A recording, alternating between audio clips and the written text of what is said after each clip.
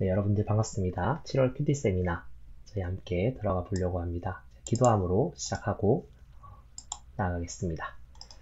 사랑의 하나님 감사합니다. 또 저희에게도 7월 한 달간 말씀을 주셔서 주님의 뜻을 우리가 알며 나아갈 수 있게 하시니 감사합니다.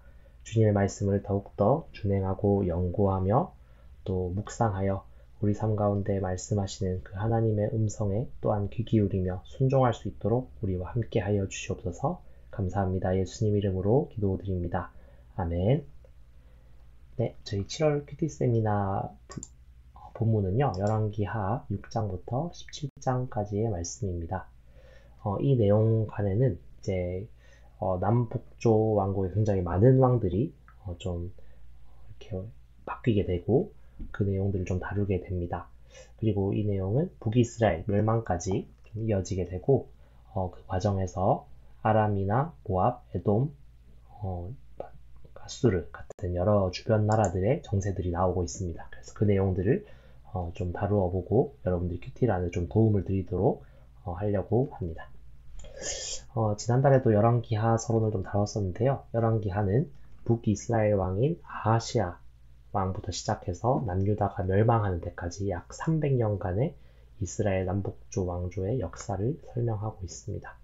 그래서 분류상으로는 구약 역사서에 해당되고 원래 이 열왕기하는 사실 열왕기상과 한 권의 책으로 보입니다. 그래서 분류가 되어 있지 않지만 이제 나중에 다른 번역들이 들어오게 되면서 70인역에서 바실레이온 델타라고 해서 그 사무엘 상하까지 합쳐가지고 이제 한 권으로 보는데요.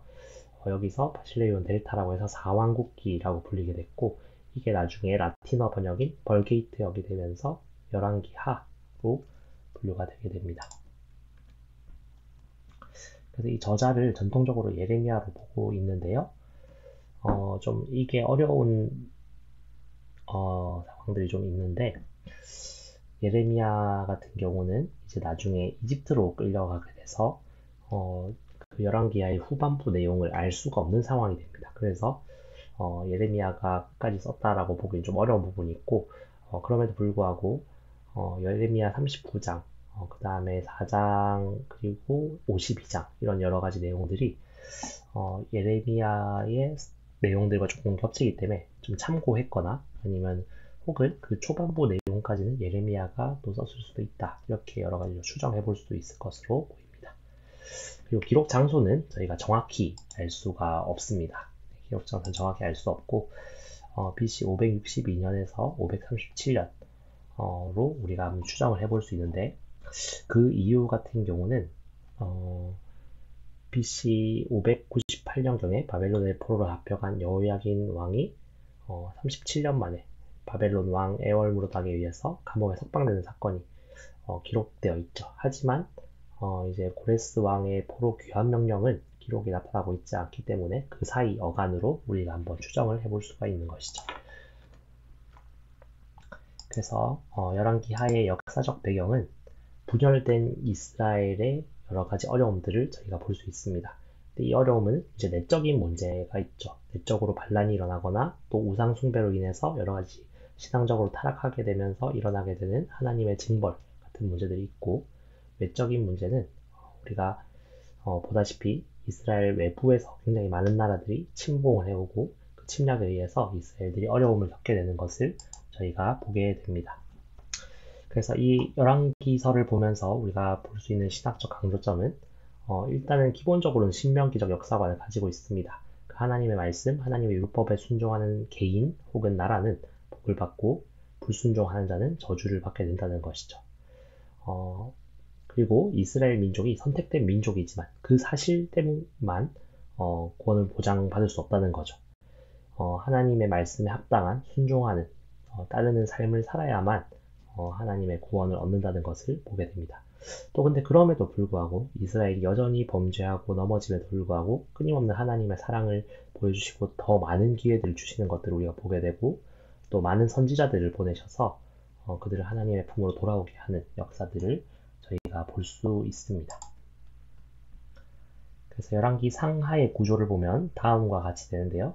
저희가 이번에 보게 될 열왕기하 6장부터 17장까지 이 내용들은 이제 분열 왕국 후반기의 내용들을 좀 볼 수 있습니다. 그래서 북이스라엘 왕국이 멸망할 때까지의 내용을 저희가 쭉 다루게 됩니다.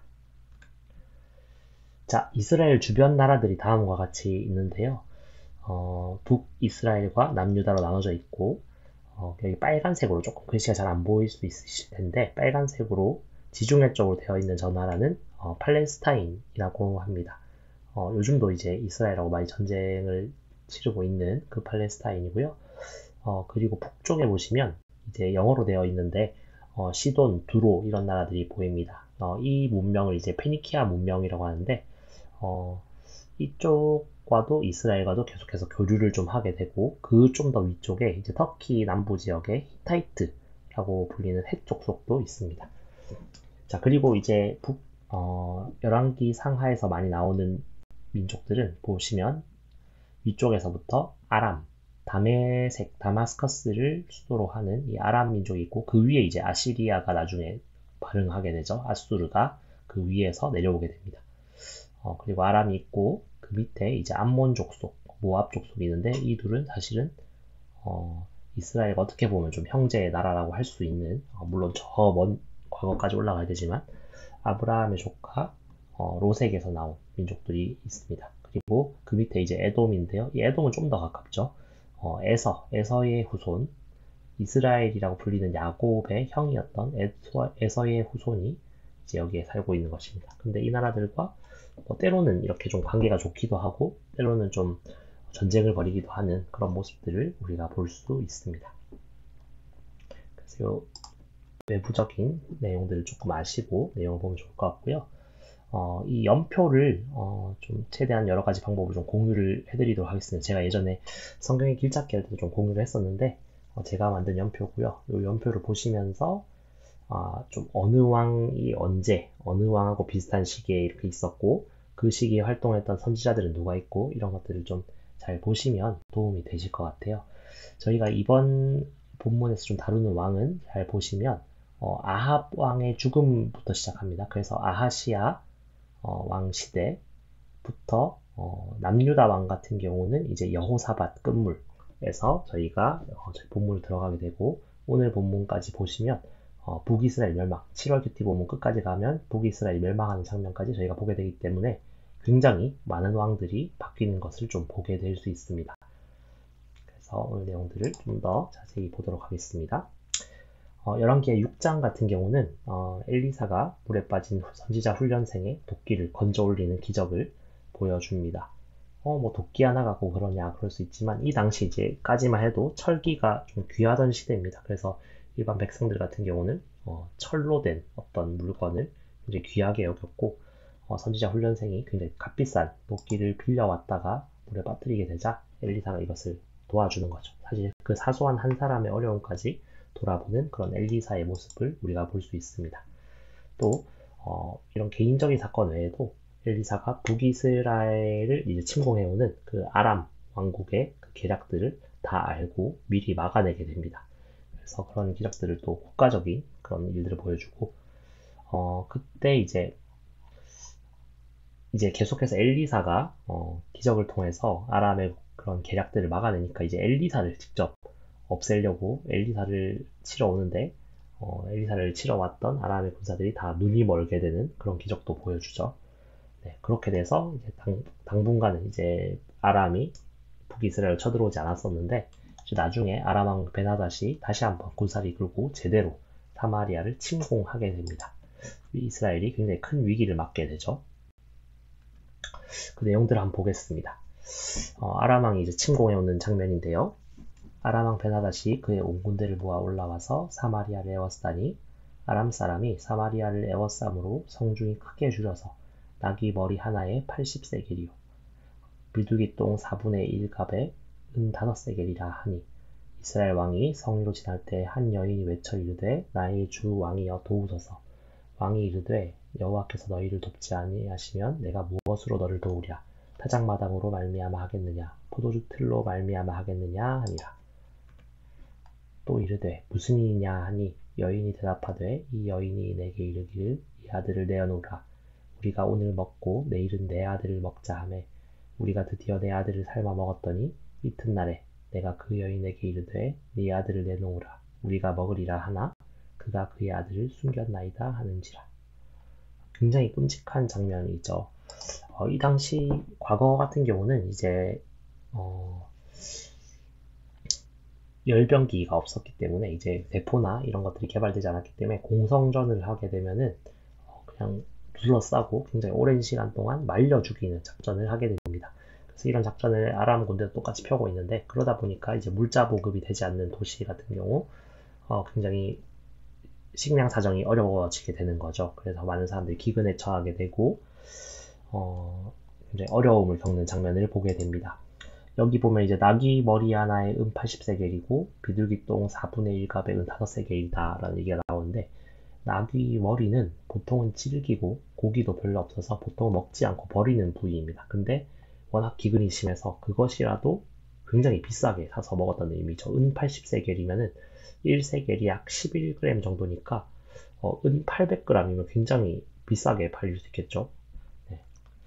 이제 먹을 것도 없는 고기를 은 880g 정도를 주고 사 먹을 정도니까 굉장히 물가가 인플레이션이 심하다는 얘기죠. 그리고 비둘기 똥 4분의 1 값이라고 하는데 두 가지 설이 있습니다. 워낙 기근이 심해서 비둘기 똥 4분의 1이라도 사람들이 먹어야 됐던 상황이다 라고 하기도 하고 그래도 좀 이 당시 이스라엘 정결법도 있기 때문에 똥을 먹지는 않았을 거고 아마도 비둘기 똥이라는 비슷한 이름을 가진 식물이 있습니다. 그 식물의 뿌리를 이 사람들이 먹은 것이 아니냐 이렇게 추정을 하기도 합니다. 그래서 이 식물의 사진을 제가 넣으려고 했는데 네, 사진들이 웃고 있네요. 네, 이 식물을 얘기하는 것이다 이렇게 주장을 하기도 합니다. 어쨌든 굉장히 먹을 것이 없었던 그 상황을 볼 수 있고 얼마나 심했으면 이제 나중에는 사람까지 잡아먹는 그런 식인행위까지 하게 될 정도로 심각해졌다라고 보기도 합니다. 이 말씀에서 나오고 있죠. 자, 그래서 7장으로 넘어가는데요. 엘리사가 이제 이 아람의 포위망이 풀릴 것을 예언했고 그것이 이제 실현되는 모습을 보게 됩니다. 이제 아까 전에 굉장히 물가가 많이 올랐던 것을 볼 수 있는데 여기 보시면 사마리아 성문에서 고운 밀가루 한 스아를 한 세겔로 매매하되 하고 보리 두 스아를 한 세겔로 매매하리라 하셨느니라. 네, 여기서 보면은 보리 한 스아, 한 1세아라고 하는데 1세아는 7.3리터 정도입니다. 제법 큰 부피죠. 그래서 보리가 한 스아에 은 한 세겔 정도고 또 죄송합니다. 밀가루 한 스아에 한 세겔이고 보리 두 스아에 한 세겔이면 적절한 가격대로 보입니다. 그러니까 이제 전쟁이 끝이 나서 생필품의 가격들이 정상적인 가격으로 좀 돌아오게 되는 회복되는 것을 이렇게 얘기하는 그런 예언이다 라고 보시면 됩니다. 근데 한 왕의 군대 장관, 왕의 한 신하죠. 제법 고위 신하였겠죠. 이 사람이 하나님 사람에게 대답하여 이르되 여호와께서 하늘에 창을 내신들 어찌 이런 일이 있으리요 하더라.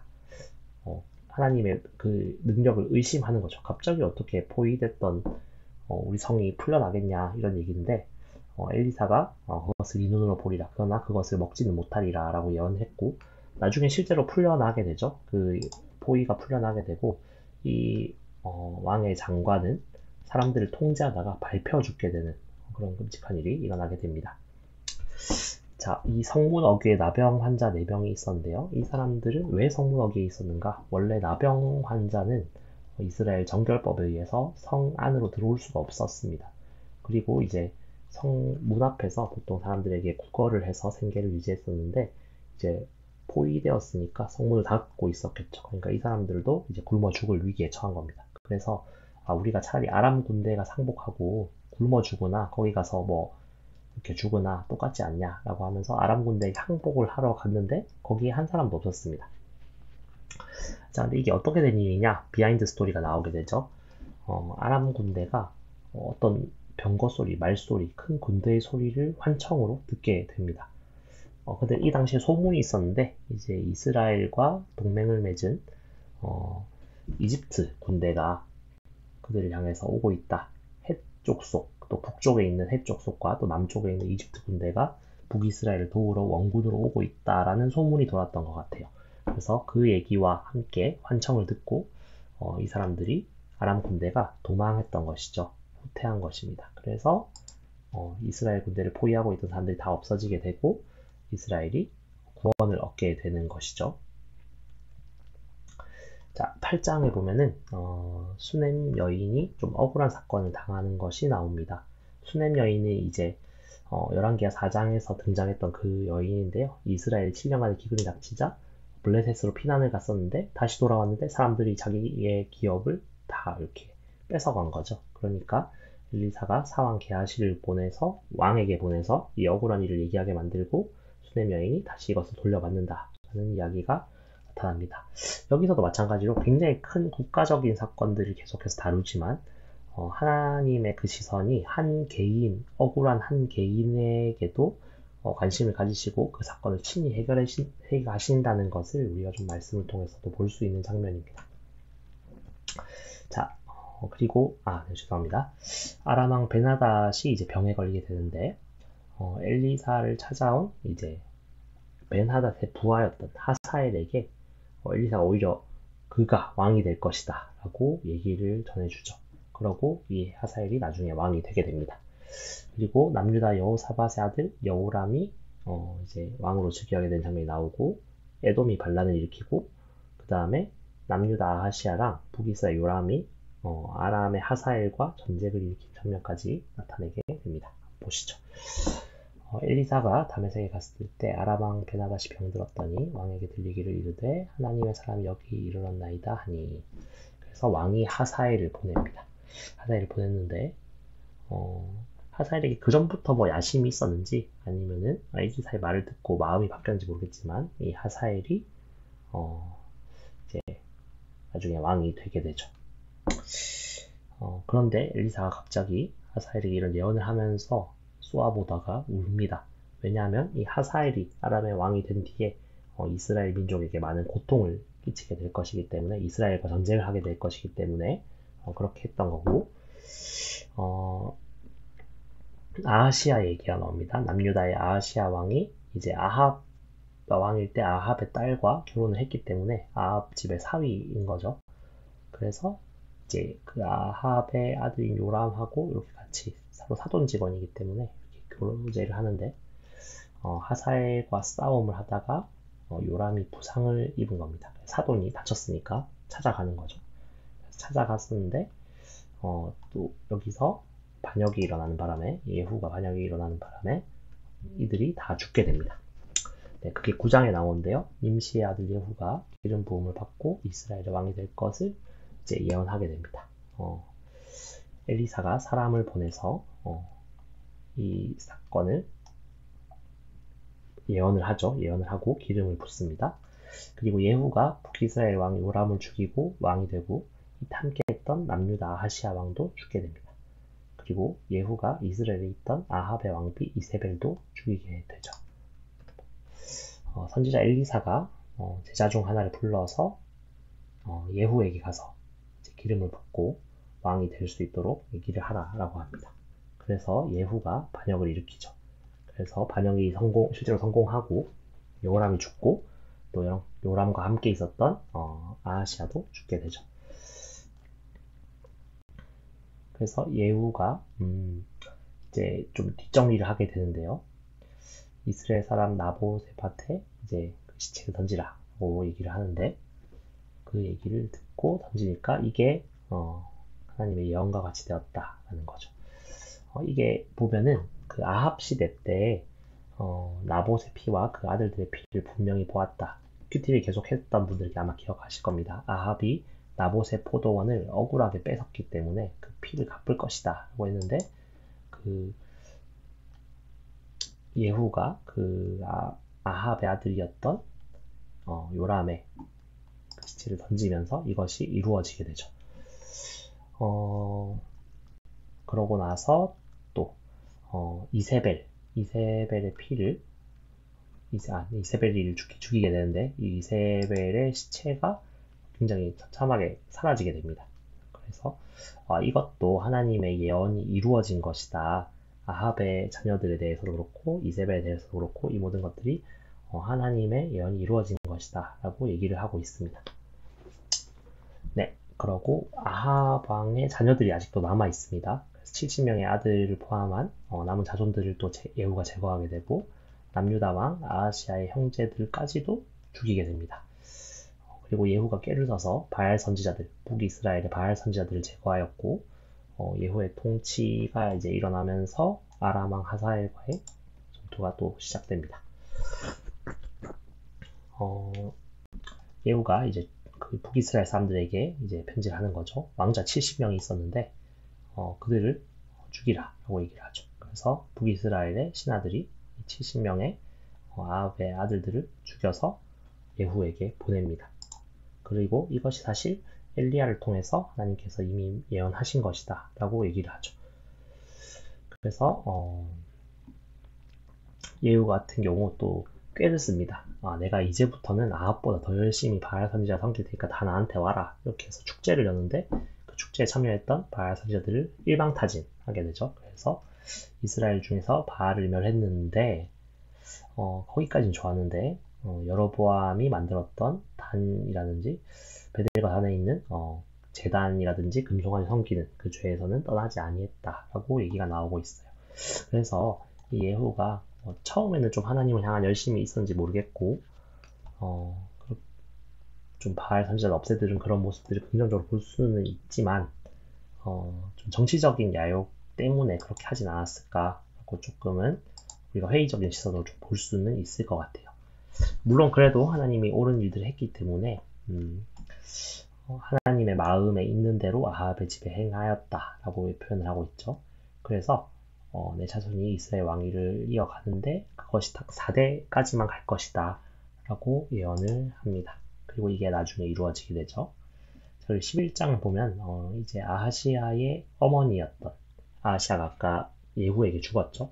그러니까 아합의 딸, 아까 사돈을 맺었다고 했으니까 아달리아가 아하시아 자기 아들이 죽고 나니까 이제 내가 권력을 차지해야겠다라고 생각을 하게 되는 거죠. 그래서 심지어 이제 다윗의 모든 자손들뿐 아니라 자기 손자라고도 할 수 있는 요아스 왕자까지 죽이려고 하는데요. 그 유모가 이 왕자를 성전에 숨겨서 살리게 됩니다. 그리고 6년이 지난 후에 제사장 여호야다가 요아스를 왕으로 삼고 이 아달랴를 처단하게 되죠. 그리고 이 여호야다가 바알의 신당을 허물고 우상을 깨뜨립니다. 그리고 요아스는 좀 개혁적인 정치를 할 수 있게 되죠. 아하시아의 어머니 아달랴가 일어나서 왕의 자손을 모두 멸절하려고 합니다. 근데 요람 왕의 딸 아하시아의 누이 여호세바가 아하시아의 아들 요아스를 왕자들이 죽임을 당하는 중에서 빼어내서 그와 그의 유모를 침실에 숨겨 아달랴를 피하여 죽임을 당하지 아니하게 하였습니다. 그리고 6년 동안 성전에서 숨겨서 키우게 되죠. 그리고 요아스가 어느 정도 자라나니까 이제 여호야다 제사장이었죠. 제사장 여호야다가 사람들을 보내서 이제 작전을 짭니다. 진짜 왕이 살아있다. 그래서 이 아달랴를 몰아내고 다시 다윗의 후손으로 왕을 세우자라고 해서 그 사건이 이루어지게 되죠. 네, 그래서 아달랴도 죽게 되고 결국에 남유다 왕 요아스의 영적 부흥운동이 일어나게 됩니다. 요아스는 제사장 여호야다가 그를 교훈하는 모든 날 동안에는 여호와 보시기에 정직히 행하였고 다만 산당들을 제거하지 아니하였으므로 백성이 여전히 산당에서 제거에 분향하였더라. 나름 제사장 여호야다가 있는 동안에는 굉장히 훌륭하게 정치를 합니다. 그래서 저는 이걸 보면서 사람이 살면서 좀 멘토의 존재는 굉장히 중요하구나. 그래서 어떤 멘토를 두고 어떤 리더를 두고 따라가는가도 굉장히 중요하다. 자기가 스스로 잘 못하겠으면 좋은 멘토라도 만나는 것이 굉장히 좋은 방법이다. 라는 것들을 좀 생각하게 되었습니다. 어쨌든 요아스는 이제 여호야다가 있는 동안 굉장히 좋은 정책들이 펼치는데 그 중에 하나가 이제 성전을 좀 다시 한번 수리하고 바알의 신상들을 좀 부수고 파괴하는 그런 모습들을 보여줍니다. 조금 근데 이제 후반기로 갈수록 안 좋은 행태들을 보여주는데요. 이 역대기랑 좀 같이 비교해서 보시면 좋습니다. 역대기에 좀 더 자세하게 나오는 부분들이 있는데 역대하 24장에 보면은 여호야다가 죽고 난 뒤에는 요아스가 좀 타락하는 모습들을 보여주는데요. 이제 그러다 보니까 하나님의 심판이 또 임하게 됩니다. 그중 하나가 이제 하사엘에게, 아람 왕 하사엘에게 좀 이렇게 공격을 당하면서 좀 굴욕적인 모습을 보이죠. 성전에 있던 성물과 그 다음에 왕궁에 있던 금을 하사엘에게 이렇게 뇌물로 보내서 겨우 달래서 돌려보내는 그런 장면을 보게 됩니다. 자, 그러다가 부하들의 반역에 의해서 요아스는 죽게 되고 말죠. 그리고 그의 아들 아마샤가 왕이 됩니다. 네, 이제부터는 왕들이 굉장히 짧은 텀에 계속 바뀌는 모습들을 좀 보시게 될 것 같습니다. 좀 정신없지만 표를 좀 보시면서 뭐 다 외울 필요는 없지만 이런 내용들이 흘러가는구나 라고 좀 보시면 좋을 것 같아요. 그래서 북이스라엘 여호아스의 왕이 범죄하여서 아람의 학대를 받게 됩니다. 그리고 여호아스의 아들, 네, 여기서부터 이름도 또 비슷한 왕들이 많이 나오는데요. 요아스 동명이인입니다. 여호아스의 아들 요아스가 16년간 통치를 합니다. 그리고 엘리사의 죽음을 앞두고 이 북이스라엘 요아스입니다. 여기는 아람에 대한 예언을 남기게 됩니다. 북이스라엘 왕 요아스와 아람 왕 하사엘의 아들 베나닷 사이에서 전쟁이 나타납니다. 13장 한번 보시죠. 아람 왕이 이스라엘을 학대함으로 여호아스가 여호와께 간구하매 여호와께서 들으셨으니 이는 그들이 학대를 보셨습니다. 그래서 구원자를 보내주시는데요. 엘리사이기도 하고 하나님의 도우심이 있기도 하죠. 그래서 하나님께서 도와주셨는데 여로보암의 집을 죄에서 떠나지 아니하고 그대로 우상을 두었다는 모습을 보게 됩니다. 그랬기 때문에 이제 여호아스에게 아람 왕이 좀 계속해서 제재를 가하게 되는데 마병 50명과 병거 10대와 보병 10,000명 정도면 사실 이스라엘의 규모에서는 군대가 없는 거죠. 거의 최소한의 왕 호위할 수 있는 정도의 군대만 남기고 다 없애버리라. 군대 해산 명령이죠, 사실. 그런 굴욕을 좀 겪게 되는 장면을 보게 됩니다. 자, 그러고 이제 엘리사가 죽을 병에 들게 됩니다. 요아스가 하나님을 잘 섬기진 않았는데 사실 우상을 많이 섬겼는데 그나마 좀 좋게 평가하시는 부분이 엘리사만 굉장히 극진히 대접을 하는 모습을 보게 돼요. 그래서 내 아버지여 이스라엘의 병과 마병이여 하면서 굉장히 좀 중요한 인물로 대하는 것을 우리가 보게 됩니다. 그러다 보니까 엘리사가 마지막 기회를 주죠. 그래서 화살을 쏘라고 합니다. 화살을 쏴서 이 화살이 여호와를 위한 구원의 화살, 아람에 대한 구원의 화살이다 라고 하면서 이 화살을 집으라고 합니다. 그리고 엘리사가 이스라엘 왕 요아스에게 치라라고 하죠. 자, 그럼 이제 좀 잘 생각해야 됩니다. 자, 이게 하나님 우리를 구원하시는 증표고 아람 왕에 대한 하나님의 구원이라고 하면 치라고 하면 열심히 쳐야죠. 열심히 쳐야 되는데 열심히 치지 않습니다. 한 3번 치고 그칩니다. 그러니까 이제 엘리사가 한탄하면서 화를 내죠.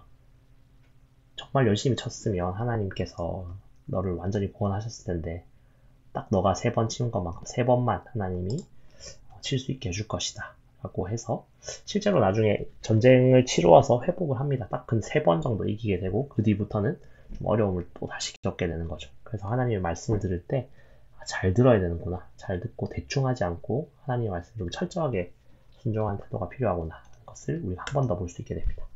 자, 좀 빠르게 넘어갑니다. 자, 14장.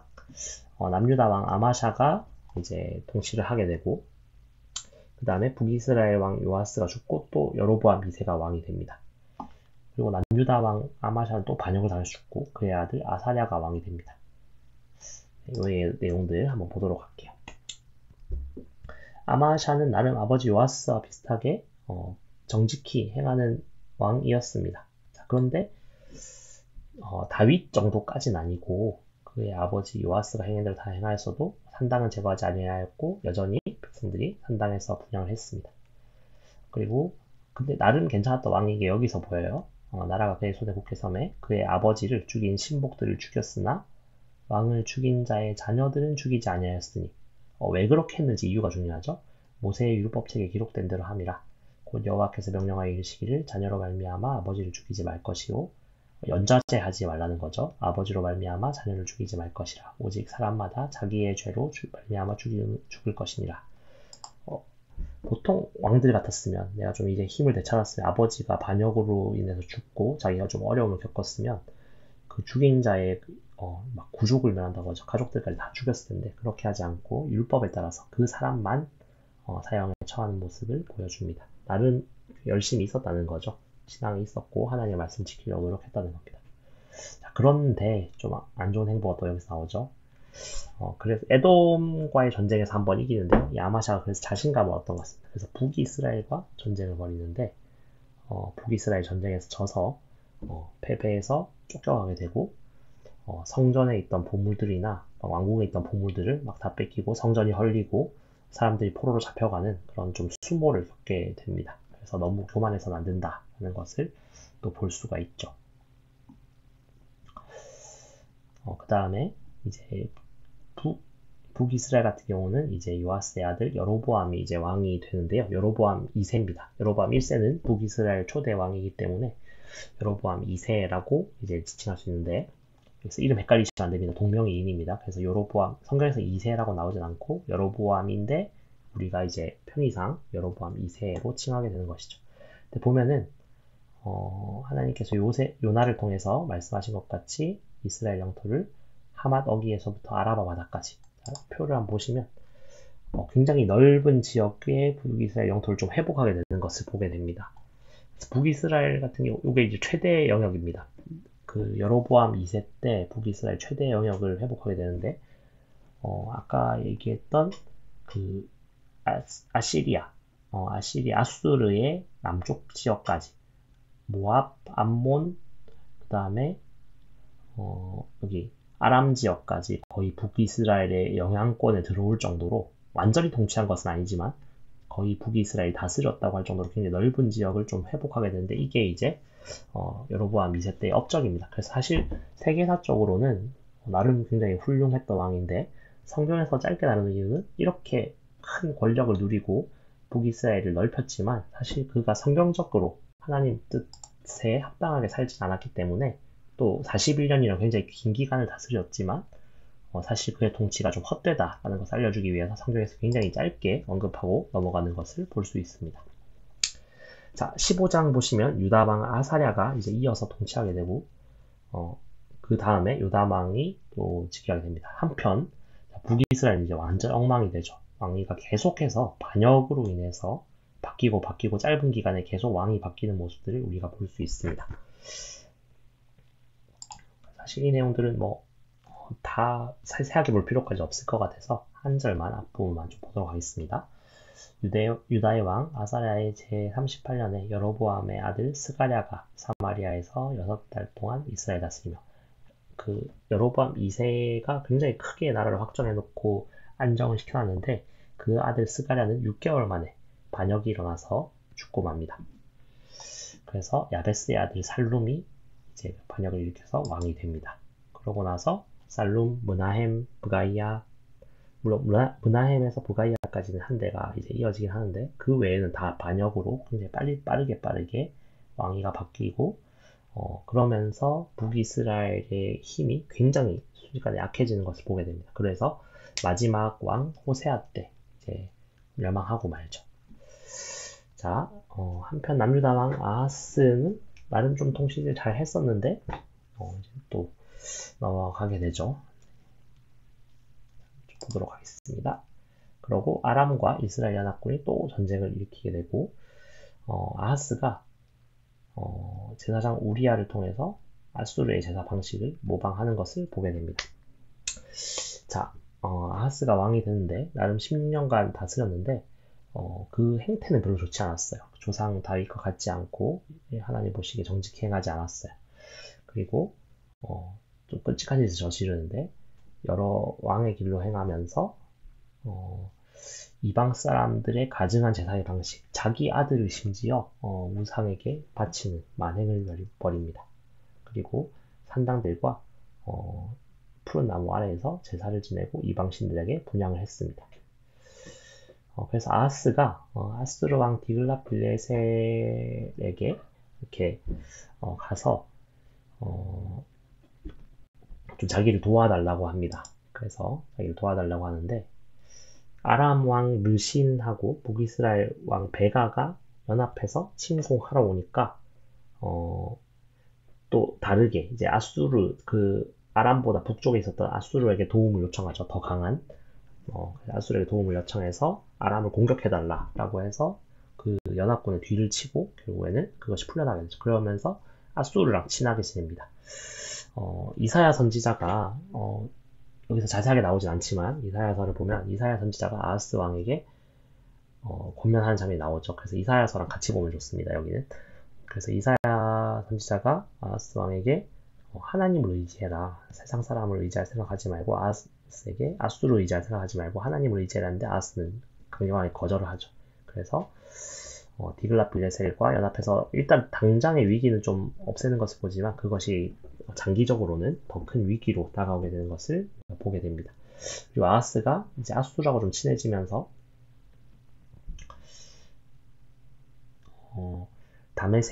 다메섹에서 나름 우상을 섬기는 굉장히 좋은 제단을 보게 된 것 같아요. 그래서 그 제단의 양식을 제사장 우리아에게 보내서 우리 성전을 좀 뜯어 고쳐가지고 우상을 섬기는 제단의 이 방식을 따랐으면 좋겠다. 그게 더 멋있어 보인다 하면서 이방신을 섬기는 방식으로 성전을 막 개조하는 모습을 우리가 좀 보게 됩니다. 굉장히 악한 짓이죠. 네.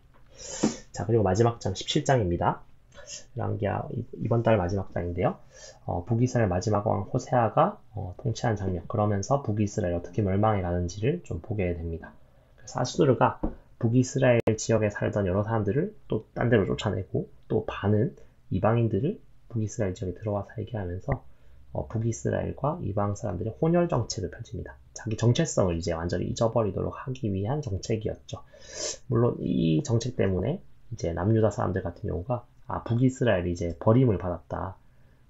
너희는 더 이상 우리와 같은 민족이 아니다. 이렇게 하게 되는 그런 계기가 되는 거죠. 그래서 어쨌든 북이스라엘이 좀 심판을 받게 되고 정체성을 완전히 잃어버리게 되는 계기가 됩니다. 네, 내용 보시면 유다의 왕 아하스 제12년에 엘라의 아들 호세아가 사마리아에서 이스라엘 왕이 돼서 9년간 다스리는데 이 호세아가 북이스라엘의 마지막 왕입니다. 그래서 이 호세아도 다른 왕들과 같이 하나님 앞에서 정직하게 행하진 않았어요.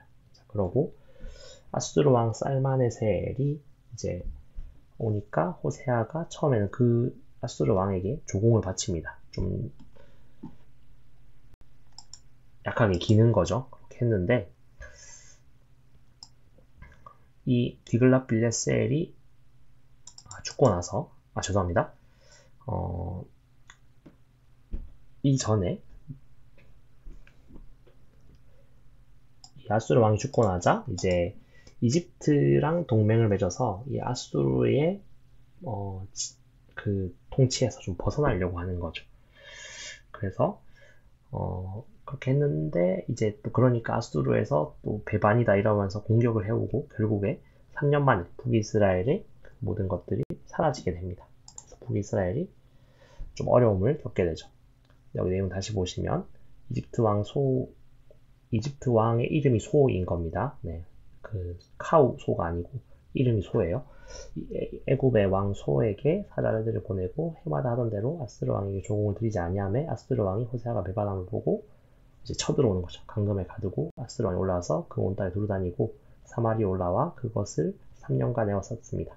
그러고 나서 아수르 왕이 3년 만에 이제 사마리아를 점령하고 이스라엘 사람들을 사로잡아 아수르를 끌어다가 여러 지역에 흩어버리고 또 반대로 이스라엘 지역에 여러 민족들을 데리고 와가지고 그들을 살게 하면서 그들을 완전히 혼혈을 만들어버리는 거죠. 그러면서 북이스라엘이 멸망하게 됩니다. 그래서 여기서는 굉장히 짧게 나왔지만 또 다른 역사서들을 보면 굉장히 잔인하게 이스라엘을 좀 대했던 것들을 좀 볼 수 있습니다. 어쨌든 이렇게 해서 이스라엘이 고통을 받게 되고 열왕기하 17장 이제 후반기의 내용은 이제 북이스라엘이 왜 멸망했는지에 대해서 굉장히 자세하게 다루고 있습니다. 이것은 그냥 그들이 힘이 약해서 정치적으로 잘못해서 정복당한 것이 아니라 이 일은 이스라엘 자손이 자기를 애굽 땅에서 인도하여 내사 애굽의 왕 바로의 손에서 벗어나게 하신 그 하나님 여호와께 죄를 범하고 또 다른 신들을 경외하며 여호와께서 이스라엘 자손 앞에서 쫓아내신 이방 사람의 규례와 이스라엘 여러 왕이 세운 율례를 행하였습니다. 라고 내용을 얘기를 하고 있습니다. 하나님의 뜻이 아닌 이방의 신을 섬기고 이방 사람들의 뜻을 따라 살았기 때문에 그렇게 되었다라고 얘기를 하고 있는 것이죠. 네, 이상으로 큐티 내용들을 저희가 다 보았습니다. 네, 좀 보시면서 저도 사실 준비하면서 좀 어려웠던 게 너무 여러 이름들이 나와서 빠르게 내용들이 넘어가다 보니까 저도 좀 이름도 헷갈리기도 하고 한데 여러분들도 아마 조금 복잡하시긴 할 것 같아요. 그럼에도 불구하고 이 이름들을 다 외우는 것이 중요한 것이 아니라 이 흐름을 한번 잘 파악해 보시고 그 사이에서 우리가 하나님에게 또 하나님께서 우리에게 주시는 그 음성들 하나님의 그런 교훈들을 좀 잘 찾아갈 수 있는 7월 한 달이 되셨으면 좋겠습니다. 좀 정신없지만 네, 이상으로 퀴즈 세미나를 좀 짧게 마치도록 하겠습니다. 기도하고 마치겠습니다. 사랑의 하나님, 또 7월도 우리에게 말씀하심을 우리가 듣습니다. 또 남유다와 북이스라엘 여러 왕들의 모습들을 보면서 우리가 어떤 삶을 살아야 할지 우리 스스로가 우리 삶의 왕으로 사는 것이 아닌 정말로 하나님께서 우리의 왕이 되셔서 우리를 다스리시는 삶을 또 살아갈 수 있도록 하나님 7월 한 달간에도 우리에게 말씀하시고 우리가 순종할 수 있게 하여 주시옵소서. 감사합니다. 예수님 이름으로 기도드립니다. 아멘. 네, 좀 다소 정신없이 좀 설명했던 부분도 있다면 사과드리고 또 말씀 그래도 조금이나마 묵상하는 도움이 되시기를 바랍니다. 네, 이상으로 큐티 세미나 마치도록 하겠습니다. 감사합니다.